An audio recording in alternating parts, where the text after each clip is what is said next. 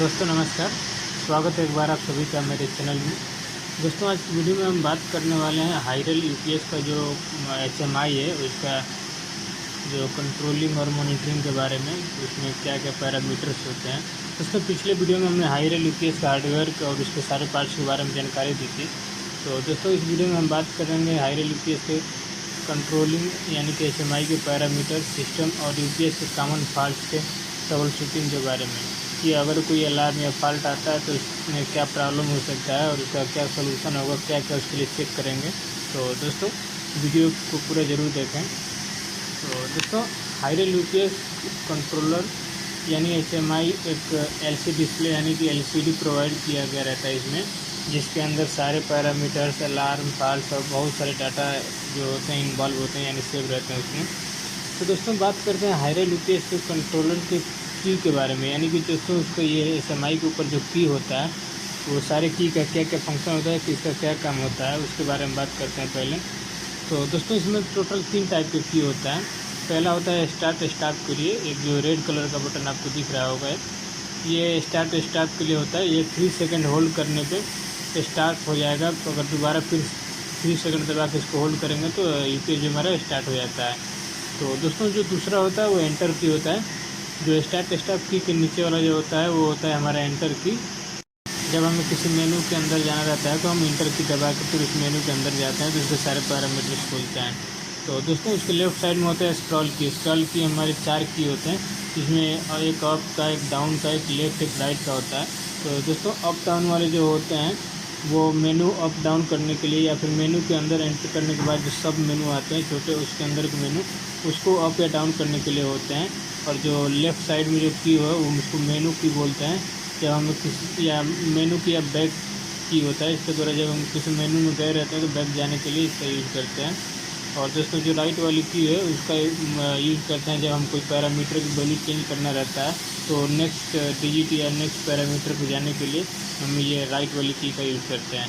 तो दोस्तों ये तो था हमारे कंट्रोलर की कीज के बारे में, सबका क्या क्या काम होता है। दोस्तों हाइरल यूपीएस का जो कंट्रोल सॉफ्टवेयर होता है उसको 2 पार्ट में डिवाइड किया गया रहता है। यानी कि दोस्तों जो हम इस पर जो पैरामीटर या इंटरफेस करते हैं जो वो उसको 2 पार्ट में डिवाइड किया गया रहता है। एक होता है यूजर मोड और दूसरा होता है सर्विस मोड। तो दोस्तों हम लोग जो जितने मेंटेनेंस या जो भी हम काम पैरामीटर या रीडिंग देखते हैं वो यूजर मोड में कर देते हैं कि यानी कि दोस्तों यूजर मोड उसको बोलते हैं जो कि जिसको हम सब यूज करते हैं, डेली रीडिंग और मॉनिटरिंग जो करते हैं वो हम यूजर मोड में करते हैं। और दूसरा जो सर्विस मोड होता है वो दोस्तों रेस्ट्रिक्टेड होता है, यानी पासवर्ड प्रोटेक्टेड होता है। जब हमें कोई कैलिब्रेशन या फिर कोई डाटा चेंज करना रहता है उसके अंदर तो उसके लिए वो सर्विस मोड में जाया जाता है। तो दोस्तों ये ओनली फॉर सर्विस प्रोवाइडर के लिए रहता है, यानी कि जिस कंपनी का यूपीएस रहता है उनके लिए रहता है। तो दोस्तों अब चलिए अब बात करते हैं कि यूपीएस में कौन कौन से पैरामीटर्स प्रोग्राम होते हैं। फिर उसके बाद आपको वीडियो में दिखाएंगे कैसे इन सारे पैरामीटर को चेक करते हैं और इनके अंदर कैसे जाते हैं। तो दोस्तों यूपीएस में मेन जो हमारे होते हैं वो 6 टाइप के प्रोग्राम सेट किए गए रहते हैं जिनके अंदर बहुत सारे पैरामीटर्स और डाटा इन्वॉल्व रहता है, जो कि हम आगे आपको वीडियो में दिखाने वाले हैं। तो दोस्तों इसमें जो हमारे मेन 6 टाइप के जो प्रोग्राम होते हैं उसमें पहला होता है हमारा अलार्म।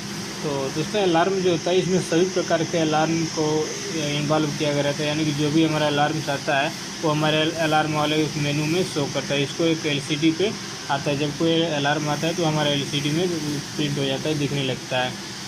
तो दोस्तों अलार्म वाला जो सेक्शन है, जब कोई अलार्म नहीं रहता है तो अलार्म वाले सेक्शन या मेनू में हाइरल यूपीएस या हाइरल इन्वर्टर लिखा रहता है।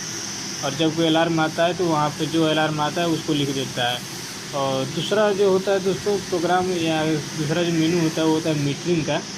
इसमें दोस्तों हमारा जो मेन इनपुट, अल्टरनेट सप्लाई और इन्वर्टर की सप्लाई, इन सब सप्लाई का वोल्टेज, करंट, फ्रिक्वेंसी और कितना लोड ले रहा है, ये सब की वैल्यू इसमें मीटरिंग में हमारा दिखाता है। और तीसरा होता है दोस्तों सिस्टम स्टेटस। तो दोस्तों सिस्टम स्टेटस में दिखाता है यूपीएस के मॉड्यूल यानी कि इन्वर्टर, बैटरी और जो हमारे लोड किस पे है इसका स्टेटस दिखाता है कि फेज लॉक या प्रेजेंट जो स्टेटस होते हैं हमारे यूपीएस को वो बताता है। जैसे कि हमारा लोड किस पे है, इन्वर्टर पे है या बाईपास लाइन पे है, और बैटरी जो हमारी हो चार्जिंग में है या डिस्चार्जिंग मोड में है। फेज लॉक जो होता है हमारा ऑन है या ऑफ है। फेज लॉक दोस्तों इन्वर्टर और अल्टरनेट के बीच में एक फेज लॉक होता है, वो ऑन और ऑफ होता है उसका स्टेटस इसमें बताया जाता है। तो ये होता है दोस्तों सिस्टम स्टेटस। दोस्तों चौथा होता है अलार्म लॉक मेनू। अलार्म लॉक में हमारा जैसे दोस्तों पिछला जो अभी अलार्म आया रहता है, पिछले कोई अलार्म आया रहता है उसका रिकॉर्ड रखता है हम अलार्म लॉक में। तो दोस्तों इसमें हम मैक्सिमम 10 जो अलार्म है, पिछले हमारे 10 जो अलार्म आए रहते हैं उनको डेट और टाइम के साथ साथ इसमें सेव किया रहता है। तो इससे हमें पता चल जाता है कि पिछले टाइम में कौन सा अलार्म कितने बजे और किस डेट में आया था। तो वो जो ये इसका अलार्म लॉक का यही काम होता है। और दोस्तों उसके बाद एक मेनू होता है फॉल्ट लॉक का। तो फॉल्ट लॉक में दोस्तों जितने फॉल्ट आते हैं, फॉल्ट यानी कि जैसे अलार्म तो हो गया कि कोई फॉल्ट आने पर अलार्म बता देता है, लेकिन फॉल्ट उसके अंदर क्या था एक्चुअल में वो हमारा रिकॉर्ड करता है फॉल्ट लॉक में। इसमें भी हमारे दोस्तों मैक्सिमम जो 10 फॉल्ट होते हैं उनको ये रिकॉर्ड करके सेव कर रख सकता है। तो दोस्तों इसमें भी हमारा जो डेट और टाइम के साथ ये फॉल्ट को रिकॉर्ड करके सेव करके रखता है। जैसे कि इसमें फॉल्ट लॉक में क्या आता है दोस्तों, जैसे DC over voltage, inverter over voltage या फिर ओवरलोड पे ट्रिप हो जाता है, या फिर कंट्रोल सीपीयू फॉल्ट, यानी ये सब जो होते हैं ये हमारे फॉल्ट लॉक के अंदर आते हैं। उसके बाद एक दोस्तों लास्ट ऑप्शन होता है क्लॉक का। तो दोस्तों क्लॉक में जो होता है हमारा रियल टाइम और डेट इसमें शो करता है, जो हम इसमें हमेशा टाइम और डेट की वैल्यू दिखाता रहता है क्लॉक वाले ऑप्शन में।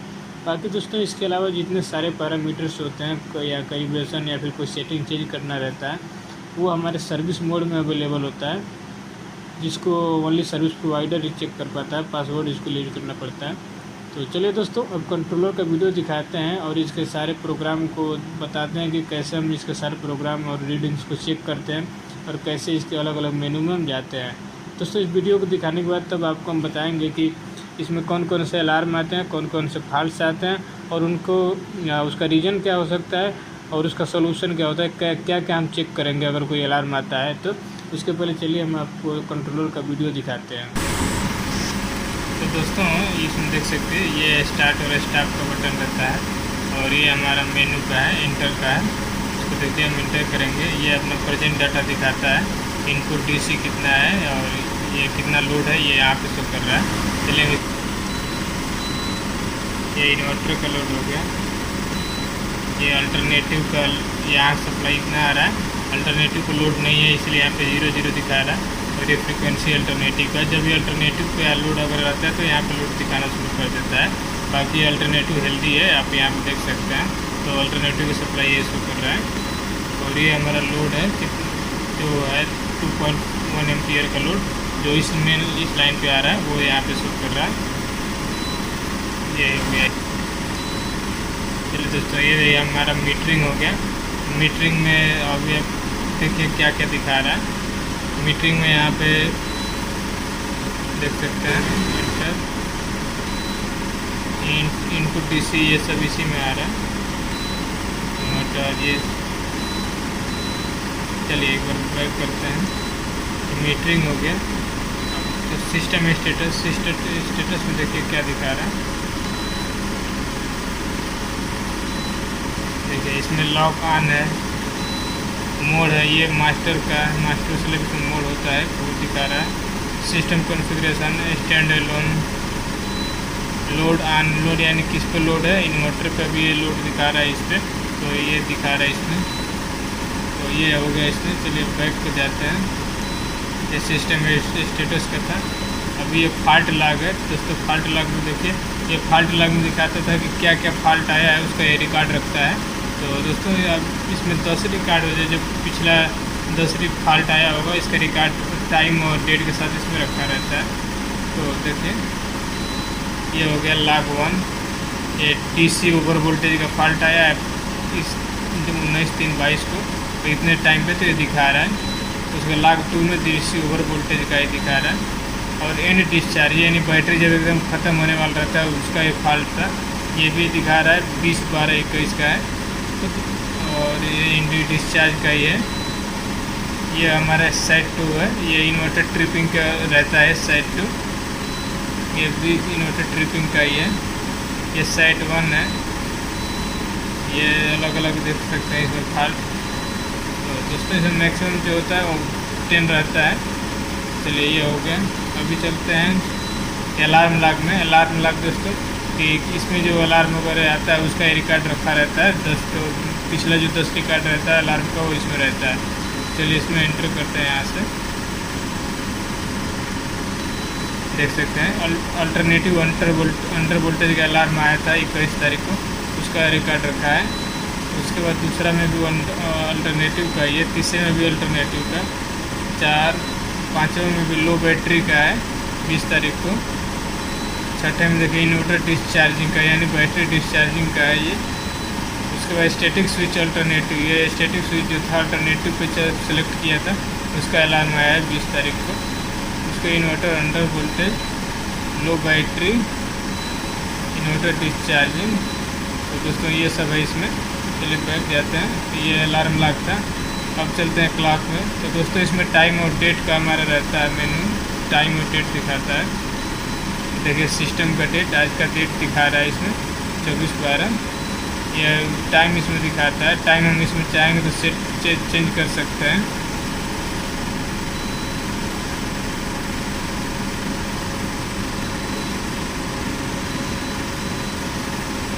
ये इसमें टाइम और डेट दिखा रहा है। तो चलिए अभी बैक करते हैं। ये देखिए सॉफ्टवेयर वर्जन है, ये हमारा इन्वर्टर का इसमें सॉफ्टवेयर वर्जन दिखाता है। UI बोर्ड है ये इसका, बस इतना इसमें शो कर रहा है। चलिए अभी ये हमारा आईरेल इन्वर्टर दिखा रहा है यहाँ पे। तो ये क्यों दिखा रहा है दोस्तों,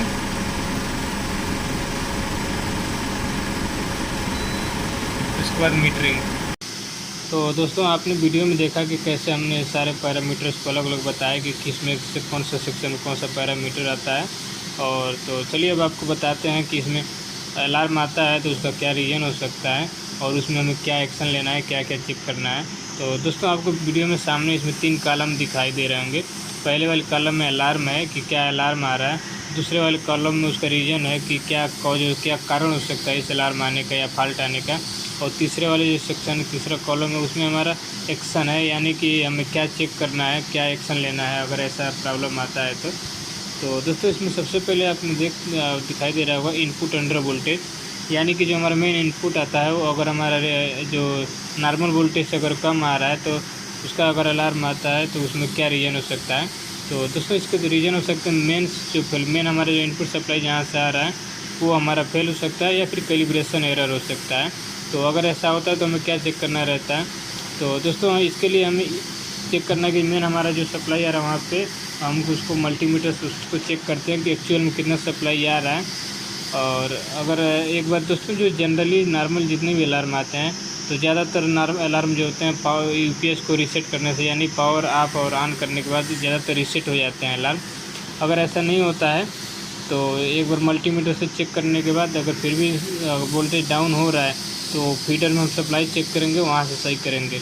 और वहाँ से सही होने के बाद भी अगर अंडर वोल्टेज का अलार्म आ रहा है तो हमें सर्विस सपोर्ट के लिए कॉल करना पड़ता है। तो दूसरा होता है दोस्तों इनपुट ओवर वोल्टेज। तो इसका भी रीज़न वही होता है मेन सप्लाई प्रॉब्लम, जो मेन सप्लाई हमारा जहाँ से आ रहा है फीडर से वहाँ से सप्लाई का प्रॉब्लम हो सकता है। सेम इसमें भी वही एक्शन है, हमें मल्टीमीटर सप्लाई चेक कर लेना है कितना सप्लाई आ रहा है, और अगर लिमिट से ज़्यादा आ रहा है तो हमें सर्विस सेंटर में ही कॉल करके इसको वहीं से सही किया जा सकता है।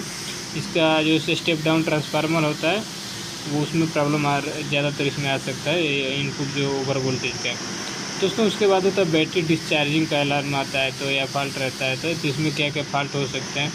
तो दोस्तों बैटरी अगर डिस्चार्जिंग वाला अगर अलार्म आ रहा है तो इसमें मेन सप्लाई वोल्टेज जो है वो जो बहुत लो हो सकता है या फिर फेल हो जाता है। इसके लिए बैटरी डिस्चार्जिंग का अलार्म आने लगता है, या फिर जो हमारा चार्जर होता है रेक्टिफायर के अंदर एक चार्जर वो फेल हो जाता है तो हमारी बैटरी डिस्चार्जिंग का अलार्म आता है। तो अगर ऐसा होता तो हमें करना क्या रहता है दोस्तों, तो दोस्तों इसके लिए हमें जो मेन सप्लाई जहाँ से आ रहा है उसको तुरंत चेक करके उसको लाइन में ले लेना है और हमारा जो बैटरी होता है उसको चार्जिंग मोड में डाल देना है। तो दोस्तों उसके बाद है इन डब डिस्चार्ज। इन डब डिस्चार्ज का मतलब ये होता है कि दोस्तों कि हमारा बैटरी जो होता है एकदम शट डाउन होने वाला है, मतलब कि उसमें लगभग 5 या 6 मिनट के लिए उसका बैकअप बचा रहता है। तो इन डब डिस्चार्ज का मतलब यही रहता है। तो इसमें रीज़न क्या हो सकता है दोस्तों कि 1 reserve battery power has been nearly extend, यानी कि जो बैटरी का जो पावर होता है वो एकदम बिल्कुल ख़त्म होने वाला रहता है। तो दोस्तों इसके लिए हमें करना क्या रहता है, मेन हमारा सप्लाई है तुरंत उसको अवेलेबल कराना है और बैटरी को चार्जिंग मोड में डालना है और initiate load shut down immediately. और दोस्तों उसके बाद होता है इन्वर्टर अंडर वोल्टेज। तो दोस्तों इन्वर्टर अंडर वोल्टेज का मतलब ये होता है कि इन्वर्टर का जो वोल्टेज है वो ये जो लिमिट है उससे कम आ रहा है। तो इसका रीज़न क्या हो सकता है? कि रीज़न ये हो सकता है इन्वर्टर का जो आउटपुट होता है दोस्तों वो ओवरलोडेड और alternate supply not available for transfer. तब हमारा इन्वर्टर जो होता है अंडर वोल्टेज होता है। इसका यही रीज़न होता है कि इन्वर्टर का आउटपुट ओवरलोड हो गया है और अल्टरनेट सप्लाई जो रहता है वो नॉट अवेलेबल है, यानी कि ट्रांसफ़र स्टैटिक से जो ट्रांसफ़र कर देता है वो अवेलेबल नहीं है। तो यही रीज़न हो सकता है इन्वर्टर अंडर वोल्टेज का। तो इसमें हमें चेक क्या करना है? इसमें हमें चेक करना है कि एक्सेस लोड यानी remove excess load. Under voltage में जो आता है अगर ऐसा केस तो हमें एक्सेस लोड को हटा देना है और एक्चुअल वैल्यू को मल्टीमीटर के द्वारा मेजर करना है। उसके बाद मेजर करने के बाद अगर कुछ ऐसा फॉल्ट आपको पता चलता है तो यूपीएस को एक बार रीसेट करें और रीसेट करने के बाद अधिकतर सही हो जाता है। और फिर भी अगर सही नहीं होता है तो हमें लिखा है यहाँ पे कॉल फॉर सर्विस सपोर्ट यानी कस्टमर केयर पे कॉल करना है। उसके बाद इन्वर्टर ओवरलोड का आता है अलार्म। तो दोस्तों इन्वर्टर ओवरलोड में भी आता है इन्वर्टर आउटपुट इज ओवरलोड।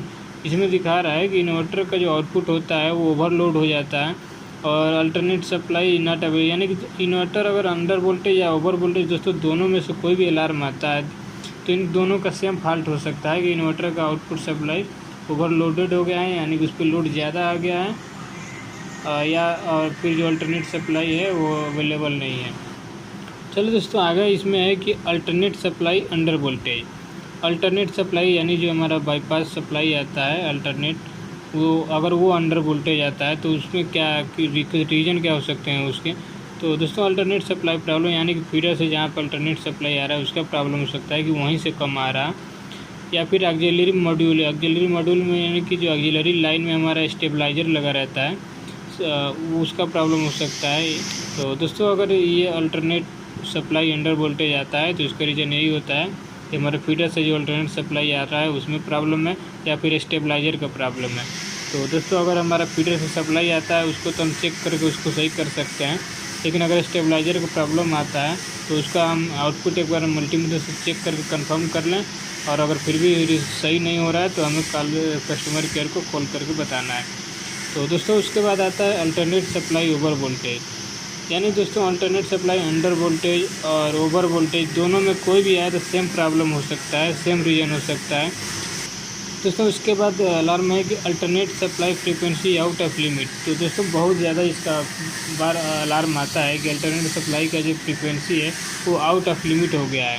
तो इसका रीज़न क्या हो सकता है दोस्तों? इसका रीज़न होता है अल्टरनेट सप्लाई प्रॉब्लम, कि जो अल्टरनेट की सप्लाई आ रही है उसका प्रॉब्लम हो सकता है कि 3 फेज की सप्लाई आ रही है उसकी वोल्टेज डाउन हो गया है, या फिर 3 फेज की सप्लाई नहीं मिल रही है या वोल्टेज ज़्यादा हो गया है, तो इसकी वजह से फ्रीक्वेंसी आउट ऑफ लिमिट का प्रॉब्लम आता है। तो अगर ऐसा आता है तो हमें क्या चेक करना है?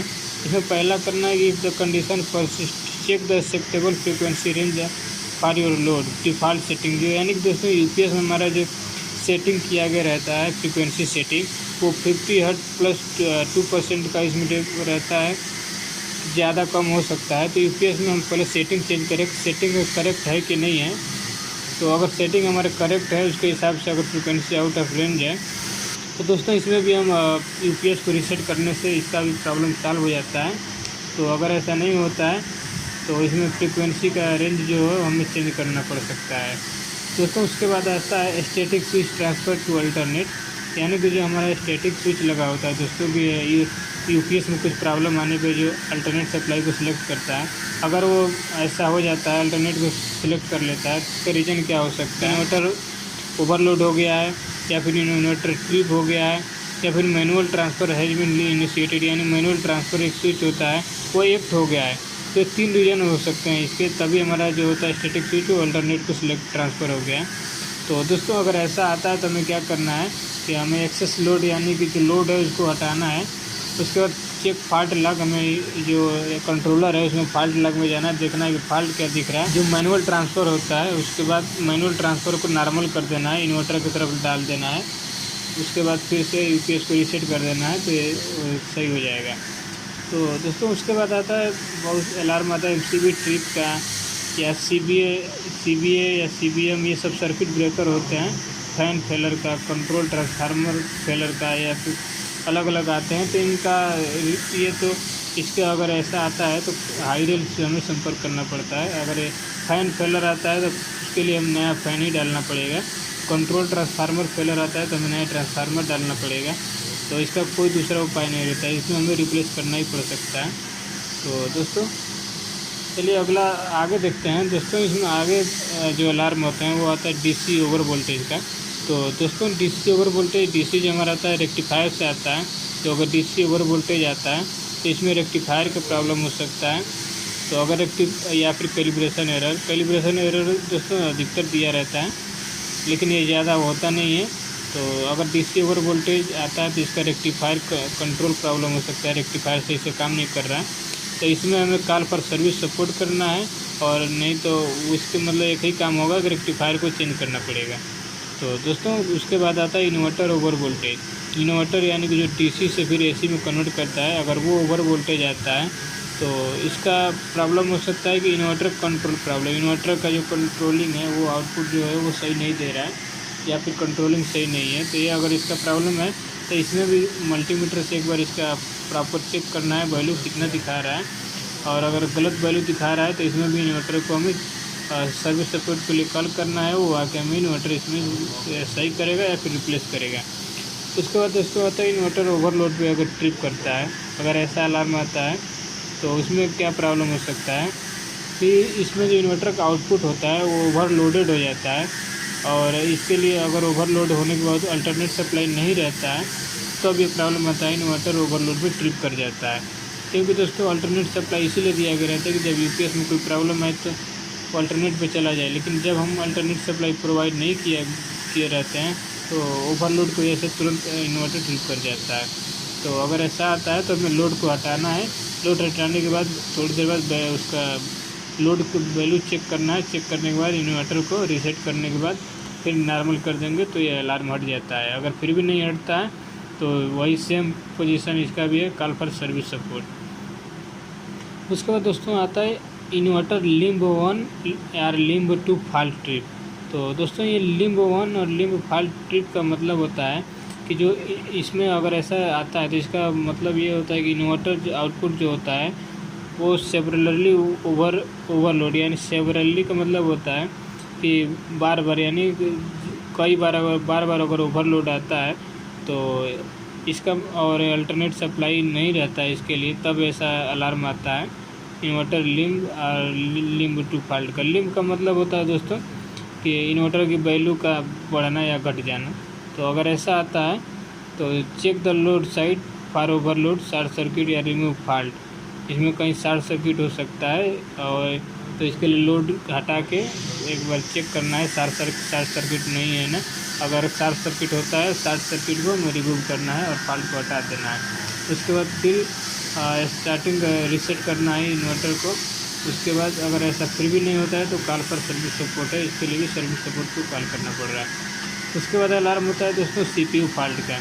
तो अगर सीपीयू फॉल्ट पे ट्रिप करता है तो उसका रीज़न हो सकता है कंट्रोल सिस्टम फेलर, यानी कि जो हमारा मेन कंट्रोल है सीपीयू है वो फेल हो गया हो, या फिर serial link between system manager and system control failure, यानी कि जो दोस्तों सिस्टम मैनेजर और सिस्टम कंट्रोल जो कार्ड होते हैं इसमें जो हमारे पीसीबी कार्ड लगे रहते हैं उनके बीच में अगर कम्युनिकेशन फेल हो जाता है तो उसके लिए भी सीपीयू फॉल्ट पे ट्रिप आ जाता है। तो ऐसा अगर होता है तो इसमें कोई उपाय नहीं है, इसका सीधा सर्विस सपोर्ट को कॉल करना है। उसके बाद आता है दोस्तों ओवर टेम्परेचर पे ट्रिप का अलार्म। तो दोस्तों अगर ओवर टेम्परेचर ट्रिप का फॉल्ट आता है या फिर ऐसा कुछ अलार्म आता है तो इसका ये रीज़न हो सकता है कूलिंग फैन फेलर, यानी कूलिंग फैन काम नहीं कर रहा है तो वो पैनल पूरा हीट हो गया है, या फिर एक्सेस लोड, यानी कि लोड जो होता है बहुत ज़्यादा हो गया है उससे। या तीसरा रीज़न हो सकता है ambient temperature above the specified limit, यानी कि जो एक स्पेसिफाइड लिमिट होता है पैनल का कितना टेम्परेचर तक सह सकता है, उससे ज़्यादा अगर टेम्परेचर हो गया है उसके इक्विपमेंट के चलने की वजह से तो इसकी वजह से ओवर टेम्परेचर पे ट्रिप कर जाता है इंस्ट्रूमेंट। तो दोस्तों इसका उपाय है कि हमें कूलिंग फैन को क्लीन करना है, खोल के उसको क्लीन करके लगाना है। उसके बाद जो हमारे लोड है उसको थोड़ी देर के लिए ठंडा होने के बाद फिर रीस्टार्ट करना है। अगर फिर भी नहीं हो रहा है ऐसा तो फिर वही कॉल फॉर सर्विस सपोर्ट करना है। तो दोस्तों ये थे हमारे हाई रेल यूपीएस के कुछ अलार्म और फॉल्ट, जो कि इसमें बताया हमने कि इसमें क्या क्या प्रॉब्लम हो सकते हैं और उसके लिए हमें क्या क्या चेक करना रहता है। तो दोस्तों इस प्रकार से अगर आपको प्लांट में भी या फिर कहीं इंडस्ट्री में अगर हाइरल का यूपीएस लगा है तो इस प्रकार का अगर कुछ फॉल्ट आता है तो आप इसके सहारे उसको आसानी से चेक कर सकते हैं और प्रॉब्लम को फाइंड आउट कर सकते हैं। तो दोस्तों जब भी ऐसा कुछ अलार्म आए तो सिंपली आपसे सबसे पहले यही करना है कि यूपीएस को रीसेट करके ज़रूर ट्राई करें, क्योंकि अधिकतर यूपीएस को रीसेट करने से प्रॉब्लम जो होता है सॉल्व हो जाता है, अलार्म जो होता है डिसअपीयर हो जाता है। तो थैंक यू दोस्तों वीडियो को देखने के लिए। आशा करते हैं कि आपको वीडियो अच्छी लगी होगी और आपको बहुत सारे से नॉलेज मिल गया होगा। तो दोस्तों अगर वीडियो अच्छी लगी होगी तो वीडियो को लाइक कीजिएगा और आप मेरे चैनल पर अगर नए हो तो मेरे चैनल को सब्सक्राइब कर कीजिएगा। मिलते हैं दोस्तों किसी नए वीडियो में, तब तक के लिए धन्यवाद।